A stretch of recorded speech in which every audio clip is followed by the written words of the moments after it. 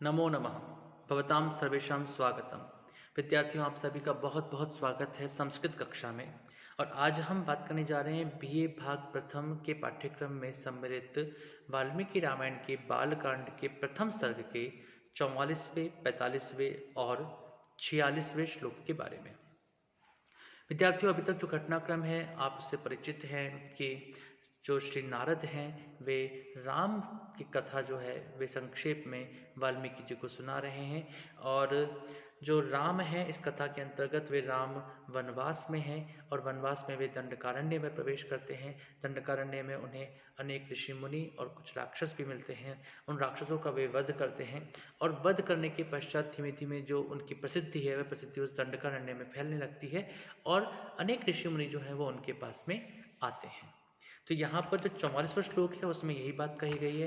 वे यहाँ पर कहते हैं कि ऋषयो अभ्यागमन सर्वे वधायासुर रक्षसां स तेषां प्रतिशुश्राव राक्षसानां तदा वने। ऋषयो अभ्यागमन सर्वे वधाय असुर रक्षसां स तेषां प्रतिशुश्राव राक्षसानां तदा वने। जो सर्वे ऋषयः, इसका अन्वय करते हैं, सर्वे ऋषयः असुर रक्षसां वधाय अभ्यागमन तदा सह वने राक्षसानां वधम प्रतिशुश्राव। जो सभी ऋषि थे वे सभी ऋषि मुनि, सभी ऋषिजन, ऋषयः सभी ऋषिजन जो थे वो असुर राक्षसां वधाय, असुर और राक्षसों के, असुरों के और राक्षसों के वधाय अर्थात वध के लिए रामस्य पार्श्वे, राम के पार्श्व में, राम के समीप अभ्यागमन आए। तदा सह, तब उन राम ने, राक्षसानाम वने, उन राक्षसों के वन में अर्थात राक्षसों के वन दंडकारण्य में, तेषाम प्रतिशुश्राव, उनकी आज्ञा को स्वीकार किया, उनकी बात को सुना और उनकी बात को स्वीकार किया। और उन्होंने उन सभी ऋषि मुनियों को पूर्ण आश्वासन दिया कि मैं इस दंडकारण्य को निश्चित रूप से राक्षस विहीन कर दूंगा। राक्षसों का संहार करके ऋषि मुनियों के लिए आर्य विचारधारा के अनुकूल, आर्ष सिद्धांतों के अनुकूल जो वे जीवन यापन कर रहे हैं, जो वे यज्ञ करते हैं, जो वे शिक्षा के बारे में चिंतन करते हैं, जो वे शास्त्रगत चिंतन करते हैं, उसके अंतर्गत किसी प्रकार की अब समस्या उनको भुगतनी नहीं पड़ेगी। इस दंडकारण्य को अब पूरी तरह से राक्षस विहीन करके इस दंडकारण्य को एक श्रेष्ठ स्थान के रूप में परिवर्तित करने का मैं पूर्ण प्रयास करूंगा, जिससे कि कभी भी ऋषि मुनियों को किसी प्रकार के कष्ट को सहना ना पड़े। उसके बाद 45वें श्लोक में यहाँ पर वो कहते हैं, प्रतिज्ञातश्च रामेण वधः संयति रक्षसां ऋषीणाम् अग्निकल्पानां दंडकारण्यवासिनां। तो राम है और राम ने ऋषियों के सामने राक्षसों के वध की प्रतिज्ञा की। और ये प्रतिज्ञा किस प्रकार से की, इसी का वर्णन यहाँ पर वे कहते हैं, प्रतिज्ञातश्च रामेण वधः संयति रक्षसां ऋषीणाम अग्निकल्पानाम दंडकारण्यवासिनां। इसका अन्वय करते हैं, अग्निकल्पानाम दंडकारण्यवासिनां ऋषीणाम समीपे रामेण संयति रक्षसां वधः प्रतिज्ञातः च।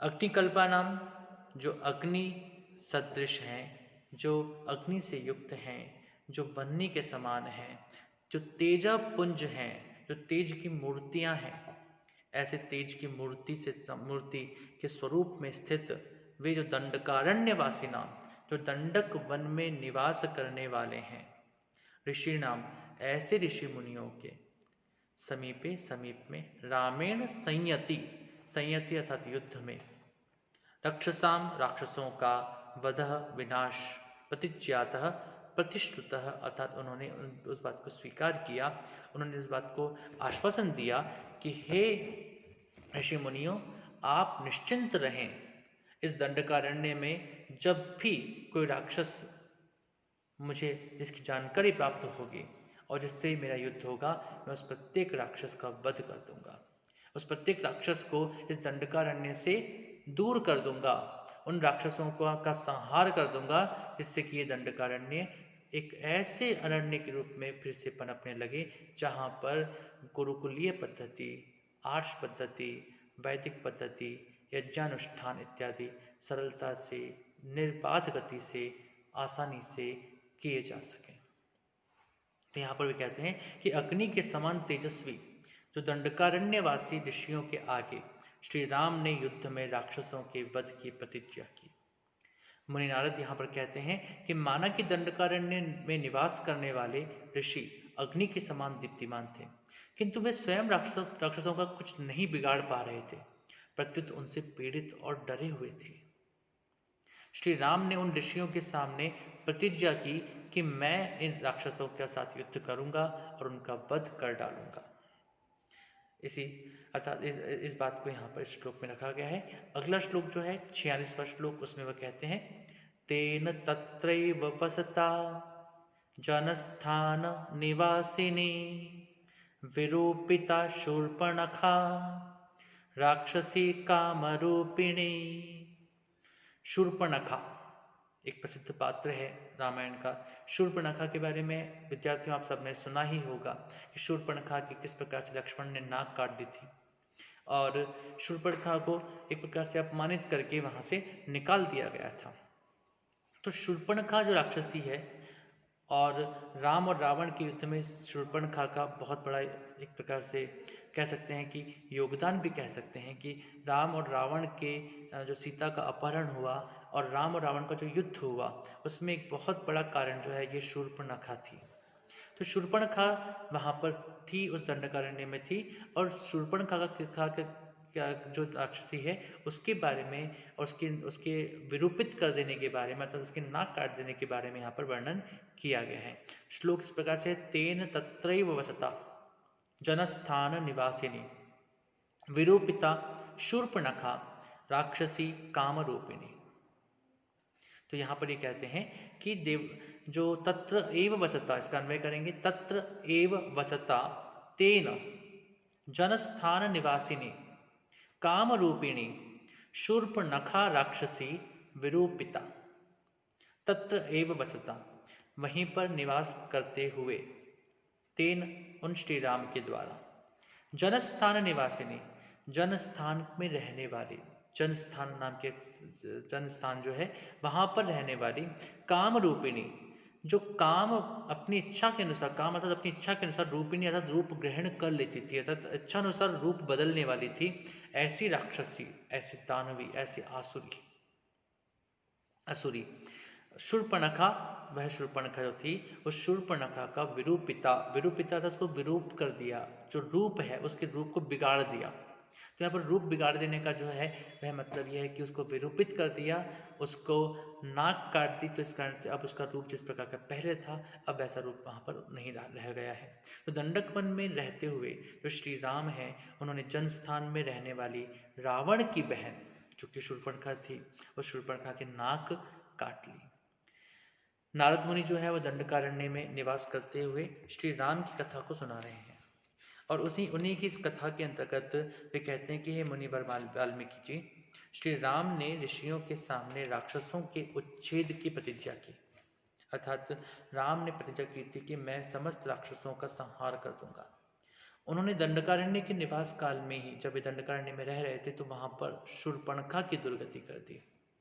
शूर्पणखा एक ऐसी राक्षसी है जो कि जनस्थान में रहती थी और वह रावण की बहन भी थी। तो शूर्पणखा दंडक वंश के ही जनस्थान की रहने वाली थी। उसे अपना रूप बदलने की कला आती थी, अर्थात वह जब चाहे अपने अनुसार रूप बदल सकती थी, जब देखो तभी रूप बदल लेती थी। तो उस राक्षसी के सूप जैसे जो नाखून थे, इस कारण से उनको शूर्पणखा कहा गया है। तो शूर्पा एव उत्ताना नखा, तो शूर्पा एव नखा यस्या सा शूर्पणखा। तो शूर्प नखों से युक्त थी, इसलिए उसका नाम शूर्पणखा था। और शूर्प नखों वाली रावण की उस बहन के नाक काट करके उसके सम्मान पर चोट की गई, उसको अपमानित किया गया। और इसके पीछे उद्देश्य जो था वह एक बहुत छोटा सा उद्देश्य था कि इस अपमान के कारण से अन्य राक्षस भी राम का वध करने के लिए, लक्ष्मण का वध करने के लिए इस ओर आएंगे, और यदि ऐसा वे करते हैं तो राम और लक्ष्मण मिलकर के उन राक्षसों का संहार कर देंगे। तो इस प्रकार से आज हमने देखा कि किस प्रकार से जो राम का दंडकारण्य में निवास करना है वह ऋषि मुनियों के लिए अनुकूल और राक्षसों के लिए प्रतिकूल होता जा रहा है, राक्षसों के वध का कारण बनता चला जा रहा है। आप सबको बहुत बहुत धन्यवाद। आज हमने वाल्मीकि रामायण के बालकांड के प्रथम सर्ग के 44, 45 और 46वें श्लोकों का अध्ययन किया।